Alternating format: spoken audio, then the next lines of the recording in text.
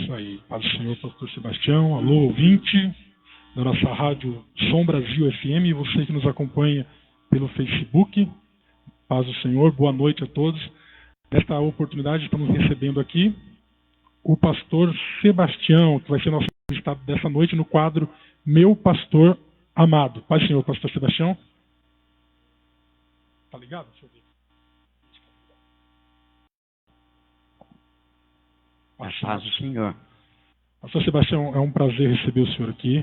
Deus abençoe a vida do senhor por atender nosso convite. Certo. Nesse quadro em que Deus colocou no nosso coração para prestigiar os pastores. São homens de Deus que trabalham na obra do Senhor e sofrem o peso de pastorear famílias inteiras, que é uma grande responsabilidade, trabalhar com famílias, aconselhar jovens. E nos últimos tempos a gente vê que pastorado tem perdido, parece que, o valor. Parece que as pessoas querem se auto-pastorear.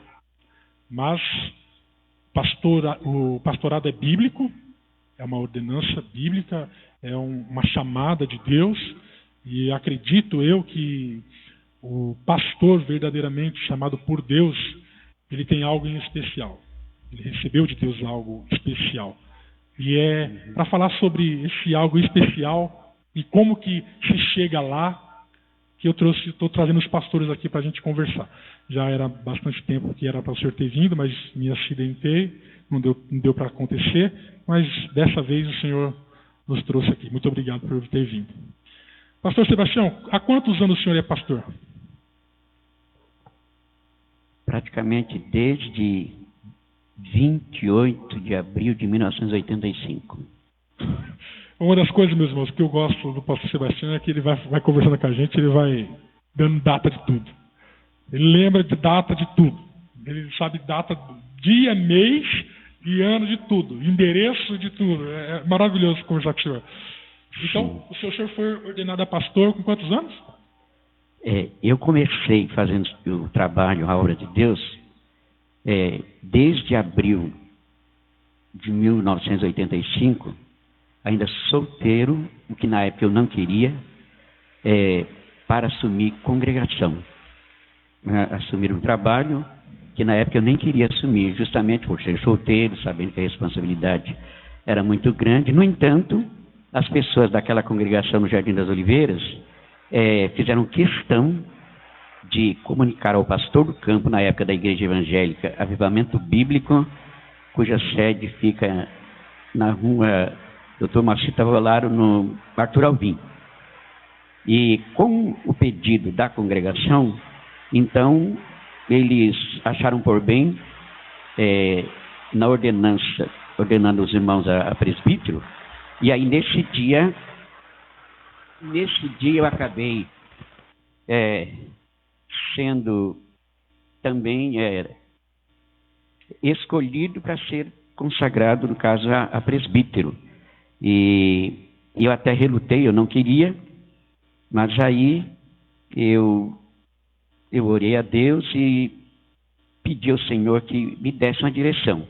Então, nessas alturas, isso que eu estou falando agora, já tinha 3 anos que eu estava dirigindo. Certo. Então, no dia 10 de setembro de 1988, aconteceu a minha consagração ao presbitério. Eu não queria, mas antes de sair de casa para o anfiteatro da prefeitura em São Miguel Paulista, onde aconteceria o evento, né, o culto, a consagração, enfim, eu orando a Deus, perguntei ao Senhor se seria da vontade dele que eu assumisse tal responsabilidade. A consagração, porque eu já estava militando. Certo. Porque os que são chamados já fazem a obra automaticamente. Muitos querem fazer, mas não têm um chamado. Mas os chamados já fazem automaticamente, independentemente de ser consagrado ou não. Uma coisa que aprendi até com o pastor Júnior Serapião, é isso, né? Você não pega uma pessoa que está sentada no banco e põe ela para fazer alguma coisa. Ou consagra ela presbítero, ou consagra ela pastor. A igreja apenas reconhece o que a pessoa já está fazendo. Geralmente é isso, né? É automático. Automático, né? Você reconhece, a pessoa é um membro, ele está ajudando na igreja. Ele é um voluntário e faz com prazer. Faz com prazer. Esse camarada é um diácono. É um diácono que prega, ensina. É um presbítero. Sim. Né? Então, geralmente é assim que acontece. Então, no dia 10 de setembro de 1988, num sábado, antes de sair de casa, eu orei a Deus. E a palavra a qual o Senhor me deu foi no livro do profeta Jeremias I, chamado, né, profético de Jeremias. Com a resposta que eu obtive do Senhor, eu não tive como rejeitar. Então, fui feliz, porém, já sentindo o peso da responsabilidade. E desde então, quer dizer, desde 28 de abril de 1985, já fazendo a obra, 10 de setembro de 1988, sendo consagrado, e aí... Que bênção, pastor. Pastor, o senhor é casado há quanto tempo? Quando fala o nome da sua esposa? Quantos filhos o senhor tem? Meu nome é Sebastião da Silva Neto. Comumente, no meu tempo de jovem, era conhecido como Sebastião Neto, né? Então, sim, sou casado já desde abril, 29 de abril de 1989, né? Aconteceu meu casamento. E nessa mesma igreja, né, a qual eu fui ali, então, dirigente, e agora já como presbítero, foi onde aconteceu o meu noivado e o meu casamento. Que benção. O nome da esposa do senhor? Elizabeth. Elizabeth. O senhor tem, que eu conheço, são dois filhos. O senhor tem? 2 filhos e uma filha. 3. Tem uma que trabalha... No SUS. Eu vi a Priscila. Vi ela lá no SUS lá. Isso. Passei um tempinho lá. Sim. Tá certo. Priscila, então, Priscila, Samuel e Jean. Tá certo. Priscila, todos casados? 2. A Priscila e Samuel. O Jean está noivo. Samuel é casado? Sim. Maravilha. Que bênção, pastor. Deus abençoe. Atualmente o senhor dirige a igreja o ministério próprio do senhor? Sim. A Igreja Cristã, Fundamento da Fé. Fundamento da Fé. Que bênção. Graças a Deus. Pastor, como que é pastorear? O que é ser pastor, senhor? Nesses anos todos, o que é ser um pastor? O que o senhor pode dizer para nós? É dar a vida pelo rebanho. Dar o máximo que puder para cuidar do rebanho. O rebanho que não é nosso, é de Deus. Nós somos chamados para cuidar de vidas essas que foram chamadas pelo poder da palavra a servir ao Senhor Jesus, que é o nosso Senhor e Salvador. Enfim, então, dar-se, né, a bem-estar das vidas no sentido espiritual, levando-as a Deus, por Jesus. O senhor, como pastor, o que o senhor vai entrar agora num negócio importante? O que o senhor tem a dizer sobre o perigo que as pessoas... Hoje está crescendo esse movimento das pessoas deixando de congregar, deixando de ter um pastor, deixando de estar ali. Eles vão pelaquela onda assim, a igreja sou eu. E aí, eles não querem congregar mais, não quer ser submisso mais a um pastor, não quer estar em comunhão com o corpo, com a igreja. O senhor vê isso como um perigo? O que o senhor entende acerca desse assunto? Realmente... à luz da palavra de Deus, são pessoas insubmissas, né? É claro que não vamos generalizar todas as que falam disso e ultimamente estão pensando assim. Eu até chego a pensar que talvez decepcionadas isso acontece muito. Com alguns líderes, e aí muitas então tomaram essa decisão por serem decepcionadas. Por isso que eu digo, não vou generalizar e dizer que todas, né, não sei a quantidade, né? Sei que são muitas. Por algum motivo, né, e não vai longe. Ontem mesmo eu conversava com o senhor, que eu nem lembrava dele. Ele que me viu de longe: oi, pastor, está tudo bem com o senhor? Que eu olhei, né, eu nem lembrava dele, mas ele lembrava de mim. E ele se queixando, né? Do tempo que nós servimos a Deus juntos, os anos foram passando, passou por algumas igrejas e, devido a comportamentos indecorosos por parte de lideranças, ele hoje está parado, que eu até vou fazer uma visita para ele. Então, é uma coisa muito complicada, porque geralmente acontece isso. É uma decepção com pastores. Mas eu também tenho conversado com pessoas que se decepcionaram porque o pastor tem a responsabilidade e o dever de falar algumas verdades, né? Às vezes a gente tem que chegar e falar, olha, você está indo pelo caminho errado, não é bem por aí, tal. E as pessoas não... Eles estão perdendo a inclinação a obedecer. Essa é a verdade também. Não todas, mas muitas. Muitas se decepcionaram e muitas estão perdendo a inclinação a obedecer. E quando eu falo obedecer, não é obedecer os caprichos do pastor. É obedecer a palavra de Deus. Obedecer a palavra de Deus. E o pastor, por sua vez, ele é o expositor da palavra de Deus. Então, quando o pastor chega para a igreja e diz que determinadas situações têm que ser de determinada forma, do jeito que a Bíblia pede para a gente fazer, as pessoas não querem. As pessoas não querem. E aí, olha o pastor como um inimigo. Então, olha a gente como se a gente fosse inimigo. Mas nós não somos inimigos, a gente somos os amigos, os que dão a vida pelas ovelhas. Sim. Não é verdade? Então, é complicado. Quantas vezes, né, a gente deixa de estar com a família da gente para estar com certeza com a igreja, né? Quantas igrejas o senhor já dirigiu, pastor? Contando com essa, que agora é a igreja própria do senhor. Porque antigamente o senhor dirigia igrejas de ministérios, sim, né, diferentes, né? De ministérios. Agora, hoje o senhor é pastor-presidente. Meus primeiros passos de fé foram na Igreja Batista. O senhor foi batista? Em 1966, em Paranaguá, Paraná, quando eu fui morar com os meus tios, que me registraram como filho legítimo. Lá nós tivemos, antes de virmos para São Paulo, em 69, nós estávamos conhecendo a obra do Avivamento Bíblico. Obra essa que nasceu em setembro de 1946. E tivemos um pequeno contato com essa obra no Paraná, e através da nossa vinda do Paraná, juntamente com outro servo de Deus, que no caso era um obreiro, aí chegando em Jardim Maia, em São Miguel Paulista, fica entre Itaim Paulista e São Miguel Paulista, Jardim Maia e Vila Mara, que seja. Os dois, só tem uma avenida que Eva de Santa Luzia que divide, né? Jardim Maia e Vila Mara. Então, ali no Jardim Maia, nós juntamos esse grupo e começamos a fazer o trabalho ali. Eu, na época, tinha nesse caso, então, eu tinha meus 14, 15 anos. Eu fiquei curioso, só interromper o senhor um pouquinho. O senhor era da Batista, isso. Batista, e aí o senhor, com mais ou menos 14 anos, o senhor foi para a Igreja do Avivamento. Do Avivamento Bíblico.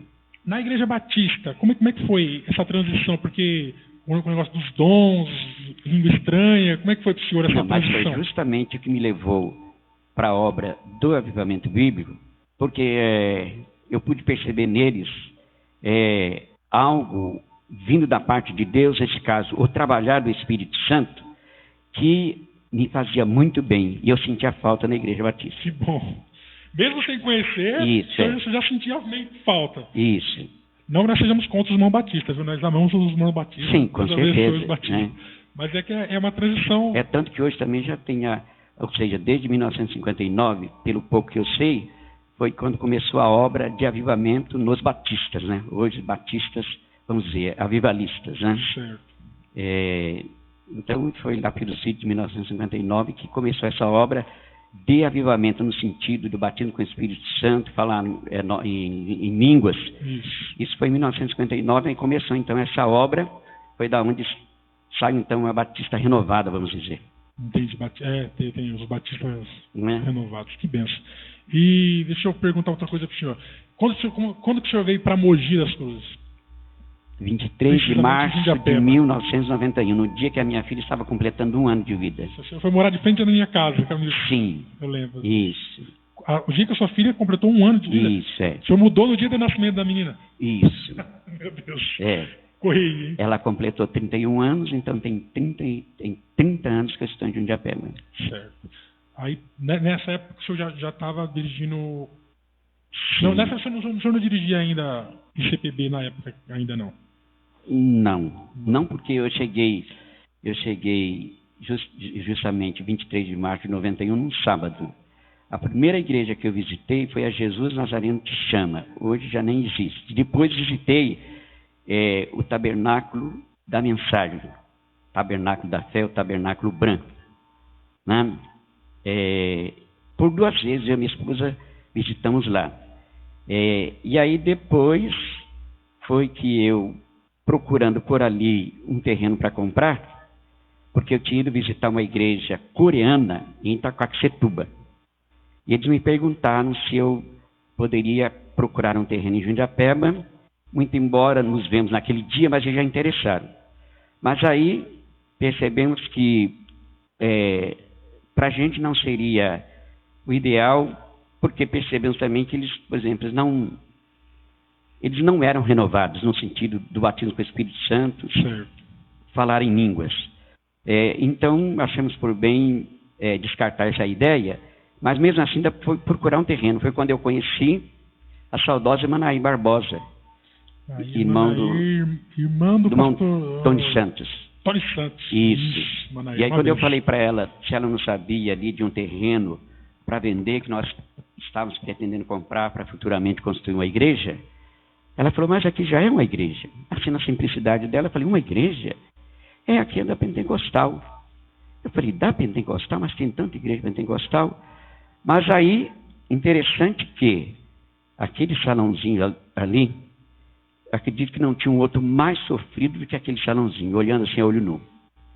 A minha casa estava na esquina e o salão era na outra.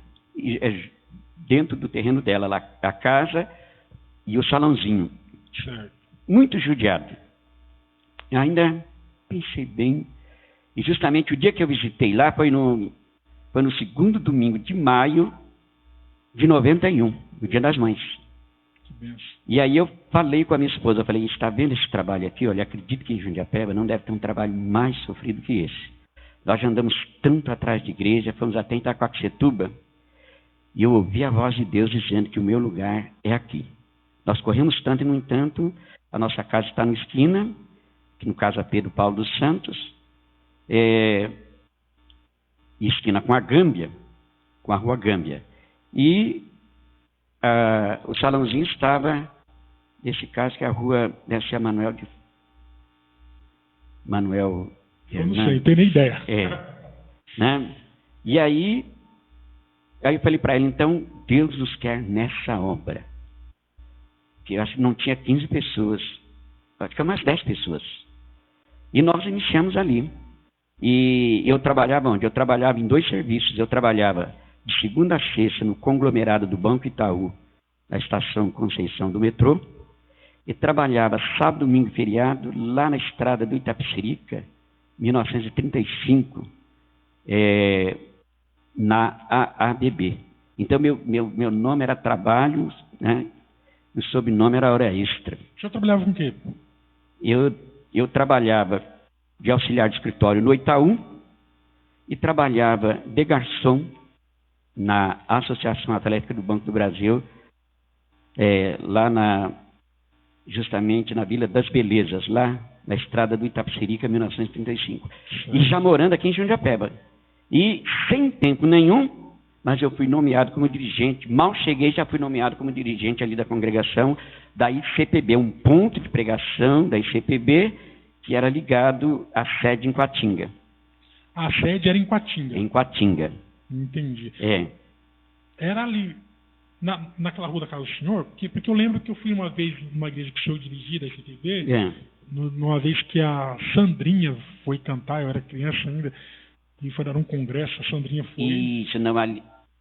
Não Se eu não me engano, era ali na rua da casa da minha irmã, onde minha irmã mora. Isso. Era ali mesmo? Antiga Rua Uruguai. Hoje é a Avenida José Antônio de Melo. Mas não era ali? Era quando ali. O senhor começou a dirigir? Não. Quando eu comecei a dirigir foi praticamente, ali diz que Manuel... Ali na Vila Oeste, ali? Isso, a Vila Oeste, exatamente. Aí depois que mudou para lá? Depois que fomos para lá. Aí fomos na Rua Equador, no número 3.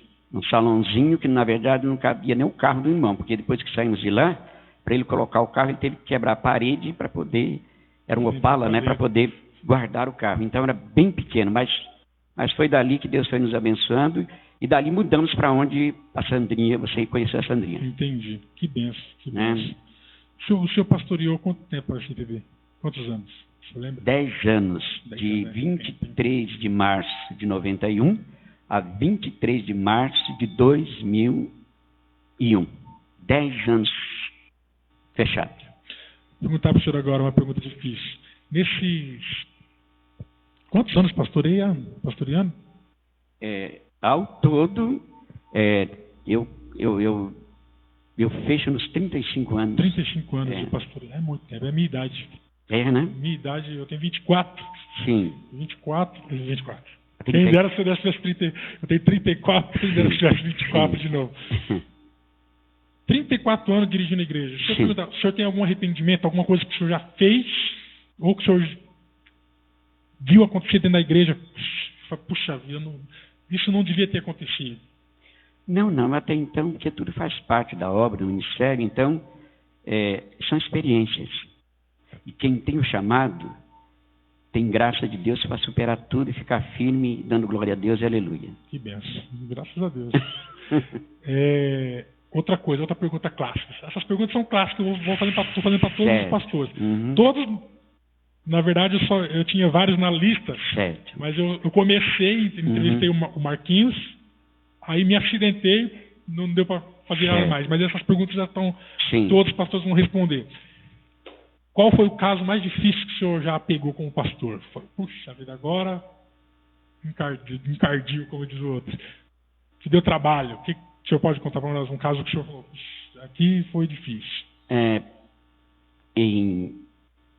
Isso aconteceu foi em 1996, quando o advogado da CESP chegou com uma foto na minha casa, onde hoje é o pastor Josuício, a missionária Aulenir. Certo. Ele chegou com aquela foto da igreja da onde você foi conhecer a Sandrinha. Sim. Ele chegou com aquela foto e perguntou para mim: o senhor é o pastor dessa igreja? Eu falei: sim. Ele falou: olha, eu sou advogado da CESP. A educação chegou ali e parou. O que ele tinha minha estatura tinha de educação. Não somente era alto na estatura, mas alto também na educação. Né? Uma pessoa finíssima, doutor Humberto. E ele falou: olha, pastor, eu quero falar para o senhor que vocês estão na área da CESP e mais cedo, mais tarde, a CESP vai precisar da área dela. Provavelmente a igreja do senhor, metade está na faixa da CESP. Mas o senhor não precisa perder noite de sono por isso. Não é amanhã que nós vamos pedir, mas mais cedo ou mais tarde, a CESP vai precisar da área dela livre. Então, eu aconselho o senhor a procurar um lugar para poder construir outro salão, arrebanhar os seus fiéis, para quando a CESP pedir, o senhor não vai ter dor de cabeça. E assim eu fiz. E eu não podia contar com o dinheiro que viesse, vamos dizer, da central. Né? No nosso caso aqui, ligado a Santander, na época, não podíamos. Né? Então, nós nos virávamos com o que tinha. E aí, então, e nessa época, como eu disse, eu trabalhava eu trabalhava em 2 serviços, lá na Estação Conceição do metrô, e lá na Vila das Belezas, na estrada do Tapicirica, Santo Amaro. Aí eu falei com a minha esposa: olha, vamos fazer...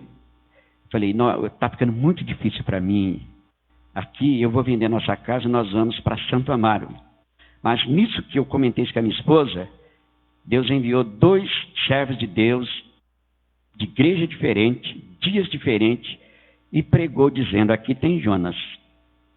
Deus te chamou para a obra e você está querendo fugir. Meu Deus. E aí eu falei com a minha esposa, você ouviu? Olha, pregadores diferentes, igreja diferente, dias diferentes, e trazendo a mesma mensagem. Então, o que eu estou entendendo? Deus quer que nós estejamos definitivamente aqui, dirigente dessa obra. Então, vamos mudar o plano. Nós vamos orar a Deus para Deus preparar um comprador para nós. Vamos vender a casa, sim. Mas com o dízimo da venda da casa, nós vamos dar entrada num terreno para a igreja. Por quê? Porque não tinha condições. A central não tinha condições de nos ajudar. Então, eis aí a sua pergunta. Foi um dos tempos mais difíceis para nós.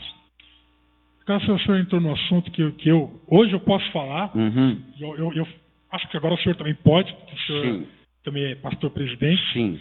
mas muitos pastores que vão vir aqui não vão poder falar disso, porque eu me decepciono com os ministérios grandes hoje em dia. Me decepciono. Não só a sua pessoa, mas a gente também. Porque, por causa dessa situação. Primeiro, uma coisa que parece que pastor ficou com medo. A gente prega, como pastor, a gente prega a Bíblia de cabo a rabo, com a autoridade de Deus, mas quando chega na parte de ensinar a igreja, que a igreja tem a obrigação de cuidar do seu pastor, cuidar, quando eu falo financeiramente, o pastor tem que ser assalariado, é bíblico isso, a gente se retrai, a gente não gosta de falar isso para a igreja. Aí a gente, parece que quando, aí as igrejas falam assim, vou te dar uma ajuda de custo, aí dá aquela ajudinha, que nem ajuda, mas tapa a boca do pastor, do dirigente da congregação. Quando o pastor recebe aquela, tem que ser aquela coisa, parece que meio que escondido da igreja, uma coisa meio que parece que é ilegal, camuflada, sabe? Camuflada. Uma coisa que não se dá, eu tenho muito, eu acho muito lindo essa parte, nas igrejas batistas e nas igrejas presbiterianas. Na maioria das vezes, as igrejas tradicionais, né? Eles são zelosos quanto a isso. Eles são zelosos. E ele tem as responsabilidades de saber que o pastor da nossa igreja é assalariado e pago pela nossa igreja. E eles fazem isso com muito amor, como a Bíblia ensina que seja. E além da igreja sede, das igrejas sedes por aí, não cuidar de seus pastores que dirigem suas congregações financeiramente, também não cuida das suas congregações. Então, o pastor tem que se virar, tem que fazer cantina, tem que fazer rifa, tem que fazer feijoada, se quiser fazer uma reforma, um Deus nos acuda, porque tudo da igrejinha vai para a sede, mas da sede não volta nada. Então, eu acho isso meio que um absurdo, né? Eu acho isso que é errado, na verdade. Eu acho que tinha que ser mudado essas coisas, e acredito até que já vem acontecendo no Brasil um ar de uma nova reforma. Tivemos a reforma protestante, fez agora 505, parece, alguma coisa assim, 500 e pouquinho anos da reforma. Está na hora de acontecer uma nova reforma no Evangelho.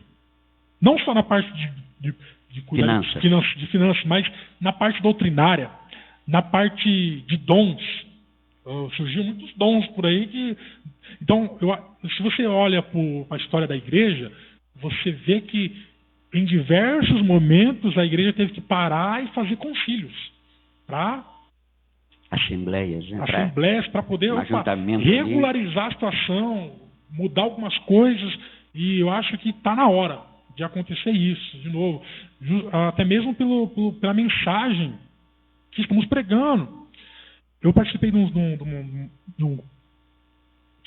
fórum sobre missão, e o palestrante falou para nós que o evangelho, eu fiquei até meio assim, constrangido, falei, não acredito nisso, fiquei até meio magoado, meio...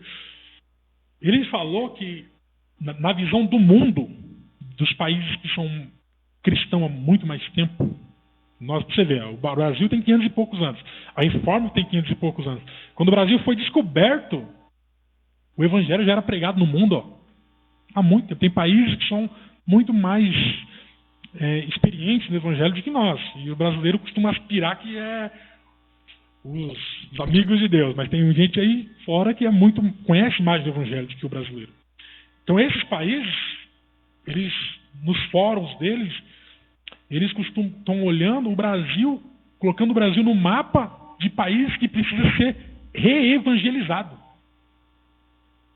Isso é uma afronta para a gente, porque o Brasil é um país cristão. País cristão. Mas, que tipo de cristão? Não é verdade? Que tipo de evangelho que nós estamos pregando? a ponto de o país mais experiente olhar e falar, não, nós precisamos ir lá e ensinar eles a ser crente, porque eles não sabem o que é ser crente. Isso é constrangedor para nós, né? Isso é constrangedor. Mas por quê? Porque ele não vê a sua igreja. Essas pessoas que pensam assim, não vê o senhor ensinando no culto de doutrina lá na igreja do senhor. Não me vê aqui, às terças-feiras, ensinando na minha igreja. Eles vê o quê? Eles vê grandes pastores que têm televisões com um evangelho da prosperidade, um evangelho dá aqui que Deus vai te abençoar, esse tipo de coisa, aquela toma lá da cá. É isso que eles veem. E na mente deles, o evangelho que se prega aqui no Brasil é aquilo ali. O evangelho da troca. Né? Então, é muito ruim. Né? O que o senhor tem a dizer sobre isso? O que o senhor acha sobre isso? Então, só concluindo o assunto que eu estava falando, Tá. qual foi assim, o tempo que eu mais enfrentei dificuldades. Isso. Então, neste caso, o que aconteceu? Realmente, Deus os agraciou. Achei interessante. Foi uma obra tão maravilhosa que eu não precisei colocar nem placa de vento lá no portão de casa. E Deus mandou o comprador de Mossoró, Rio Grande do Norte. Meu Deus. Aí ele chegou, e eu falei com a minha esposa, falei, só Deus para fazer esse homem gostar dessa casa, porque não tem tanta beleza. Uma casa que são 3 cômodos, um banheiro, murada, mas não tem beleza nenhuma. E aí, quando eu expus para ele as condições, ele falou, olha, a casa já é minha. O senhor só me dá um mês que eu vou voltar em Mossoró para acabar de acertar os detalhes. E como eu trabalhava na ABB, tinha a conta no Banco do Brasil, e ele também, então, aí era aquela transação automática, né? Certo. Ele falou, o senhor não coloca a placa de vento, porque a casa já é minha. Aí, depois de 30 dias, ele chegou. E dentro da minha proposta, foi exatamente o que aconteceu.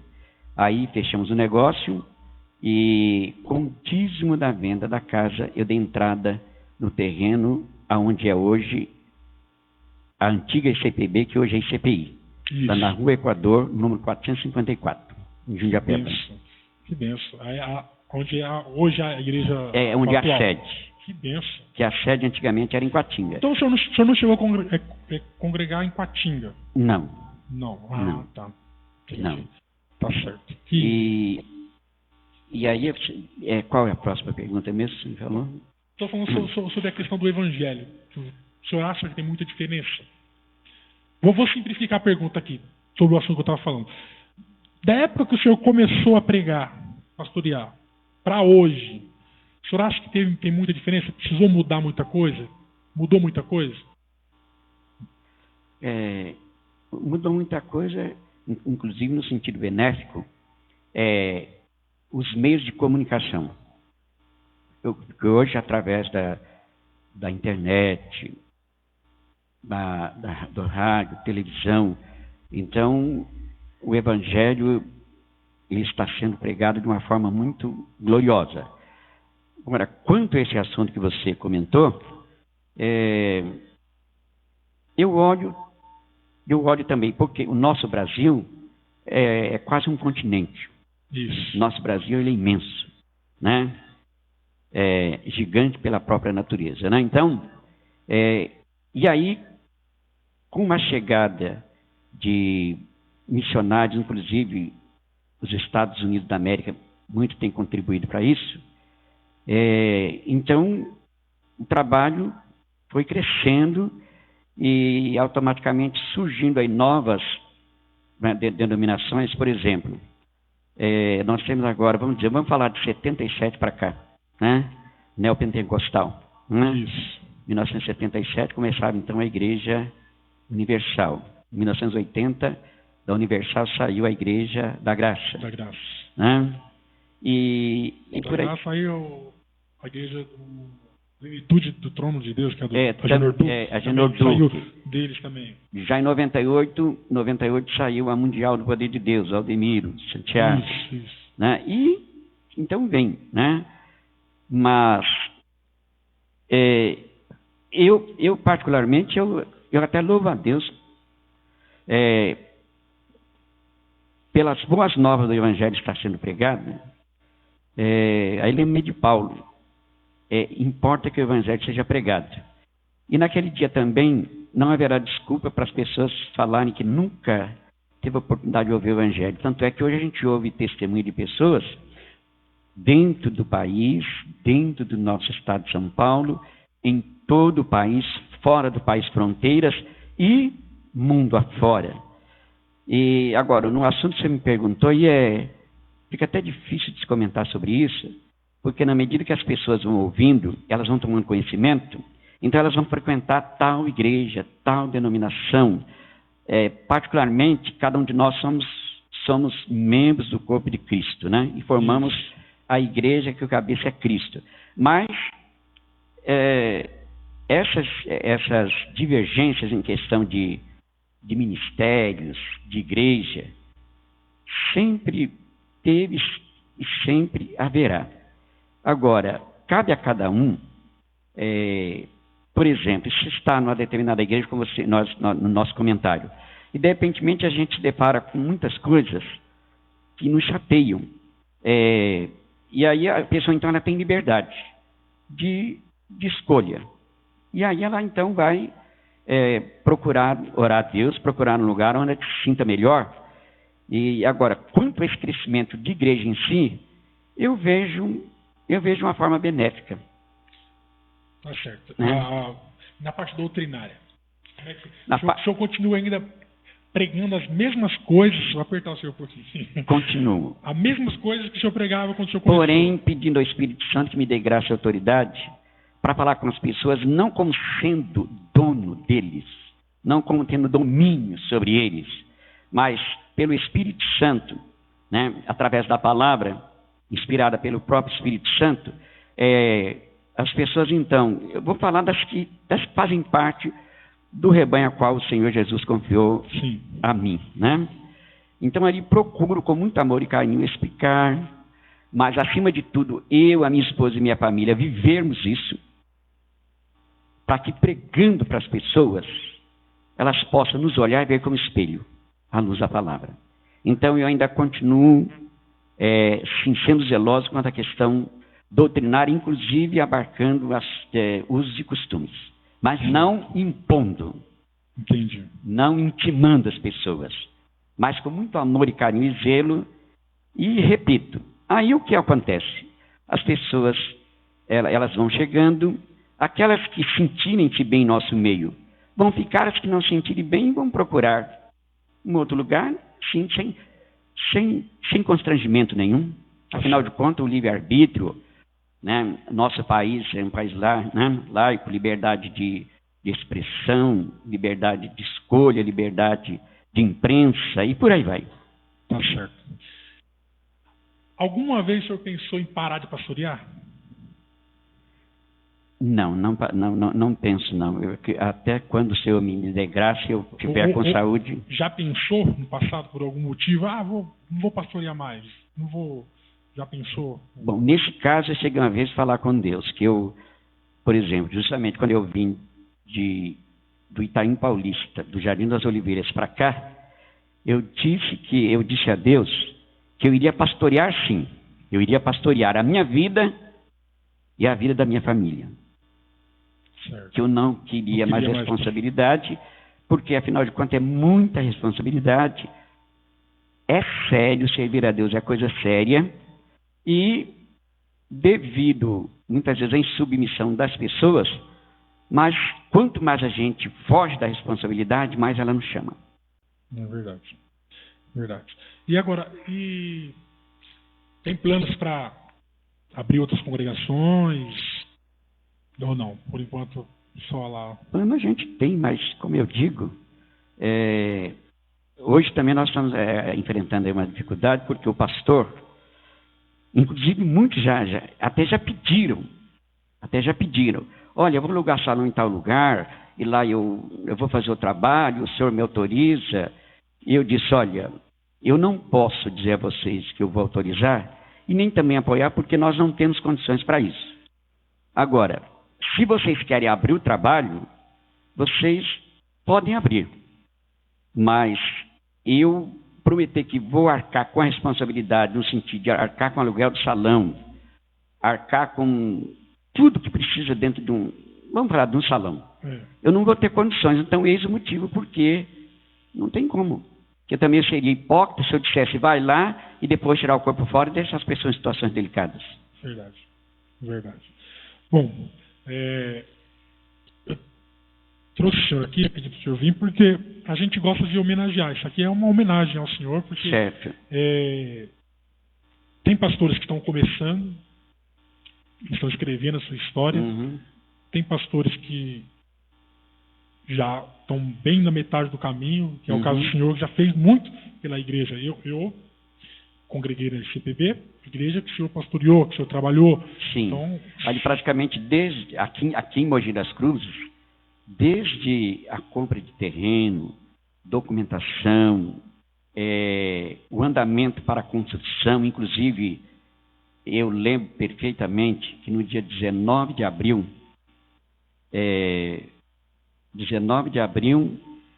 de 1999, nós estávamos em construção e fomos barrados pela prefeitura. Ficamos de abril de 99 até dezembro de 99 sem poder fazer nada ali naquela construção.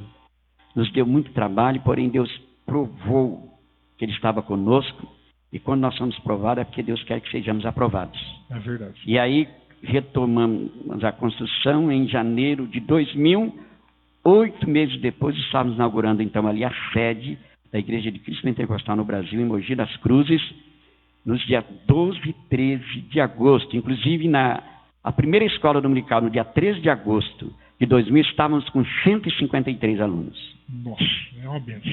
É. Mas então, por isso que eu falo, os pastores não podem ser esquecidos.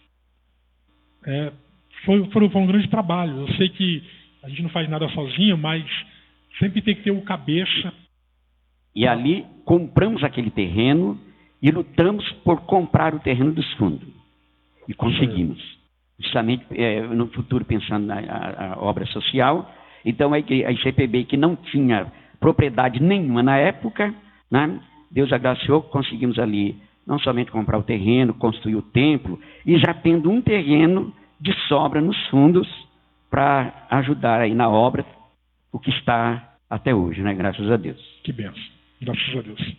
Aí, pastor, eu queria trazer, eu queria colocar um monte de gente, muitas pessoas que gostam do senhor, para falar para o senhor aqui. Bom, eu trouxe o senhor aqui porque eu tenho grande respeito pela sua pessoa, gosto do senhor, né? Eu acho que o senhor é uma figura importante para o nosso bairro, né? O pastor de uma igreja importante, né? Foi pastor também de uma igreja importante no nosso bairro. Isso é muito gratificante. Então, ter o senhor aqui. Mas, então eu não posso fazer isso. Mas tem algumas pessoas que mandaram um recadinho para o senhor. Sim. Primeiro é esse camarada aqui. Eu falei que ele. Ele é líder do grupo de varões. Para falar um pouco do nosso pastor. Olá, boa noite. Estou aqui neste momento, para falar um pouco do nosso pastor, o pastor a qual eu congrego, a nossa igreja cristã Fundamento da Fé, do nosso pastor Sebastião da Silva Neto. Vamos falar que o pastor é um pastor admirável por todos, sempre nos auxilia, sempre nos ensina através das suas pregações, através daquilo que o Senhor tem colocado nas suas mãos, É um pastor amigo, familiar, compreensivo, E da maneira que pode, sempre nos ajuda, seja em todos os sentidos que estamos precisando, a qual nós o procuramos para conversarmos, dialogar. Ele está sempre apto e disponível para nos orientar, para nos ensinar, Eu só tenho que agradecer a Deus pela vida do pastor, pela vida da sua família, e que Deus possa continuar abençoando ele grandemente, Sabemos que a jornada de pastor não é fácil, mas a palavra do Senhor nos diz que Ele capacita aqueles escolhidos. Amém? Deus abençoe em nome de Jesus. E aí, pastor? Eu sabia? Só não sabia que ele ia falar alguma coisa. Tá certo. Mais gente quer falar com o senhor aqui. Vamos ver. E essa aqui? Essa é uma pequena Oi, grande, a paz do Senhor. pequena grande serva de Deus. Estou aqui para falar um pouquinho do meu pastor, pastor Sebastião. É um pastor muito amoroso, muito amigo, conselheiro. Na verdade, são muitos adjetivos, né, que eu poderia falar dele, porque nesses anos todos que conheço ele, na verdade, conheceu a gente desde criança, então ele vem dando um apoio, um suporte, mesmo quando teve um tempo que eu não estava ainda na igreja, mas ele foi uma referência para mim. Sempre falava, né, que quando o Senhor me aceitasse, eu gostaria muito de congregar com ele. Então foi isso que aconteceu, e ele me acolheu de braços abertos. Agradeço a Deus pela vida dele, pois ele é um homem íntegro. Ele é um ótimo pastor, só isso mesmo que eu tenho para dizer, amém? Graças a Deus. Aí. Como é o nome da sua irmã? Núbia. Irmã Núbia. Isso. Deus abençoe, irmã Núbia. Ficou emocionado, pastor? A gente... por tantas pessoas que nos olham como referência, né? Como espelho, né? Isso é muito bom, né? Tem mais uma pessoa. Sim. Queridos, a paz do Senhor Jesus, a todos. Falar do pastor Sebastião em um minuto é muito difícil. O pastor Sebastião é um grande amigo, um grande pai, uma pessoa que me instruiu no meu ministério desde o comecinho, há mais de 25 anos atrás, quando eu o conheci. 96. Eu era recém-novo convertido, 2 anos e meio mais ou menos, vim congregar com o pastor Sebastião. O pastor Sebastião é um grande homem de Deus, um homem de oração, de palavra, de compromisso com a obra de Deus, com as almas. E o meu ministério hoje eu sou um pastor pela misericórdia de Deus, e ele sempre contribuiu muito, me instruiu na igreja como um diácono, cooperador como um diácono, como um presbítero, fui dirigente de congregação e o auxiliei também com a parte da secretaria, do ministério, do campo, e também como professor da escola dominical, e o acompanhei durante muitos eventos, pastor como presidente do Distrito 4, de uma forma geral. E o pastor Sebastião é um homem que voltou a sua vida inteira na obra de Deus. Uma pessoa de grande respeito, que tem muita minha admiração. Hoje eu sou um pastor pela misericórdia de Deus, mas que eu aprendi tudo com ele. Graças a Deus, nosso pastor é uma pessoa muito atuante, uma pessoa que eu tenho um carinho muito grande e que até hoje tem contribuído muito para o meu ministério. Um forte abraço. O pastor, ele é um grande amigo e um grande pai que traz a sua família em sujeição e honra. E eu tenho certeza que ele sempre vai contribuir para nossas vidas a cada dia melhor, né? Que Deus possa abençoar grandemente. E a honra também de ter o nosso pastor Sebastião como sogro, né, das minhas 2 filhas, graças a Deus. Então, o pastor, ele tem um amor muito grande pelas almas, pelo ministério, e uma devoção a Deus muito grande, que tem também as qualidades dos frutos do Espírito. Mansidão, temperança, fé. Isso é muito importante. Então, que Deus possa abençoar o nosso pastor e que ele continue assim, na presença de Deus, sendo um exemplo para nós durante todo o tempo que nós congregamos juntos.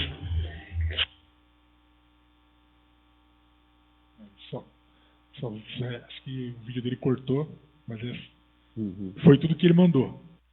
Deus abençoe, irmão. Amém. É isso aí, pastor. Tem muita gente que gosta do senhor.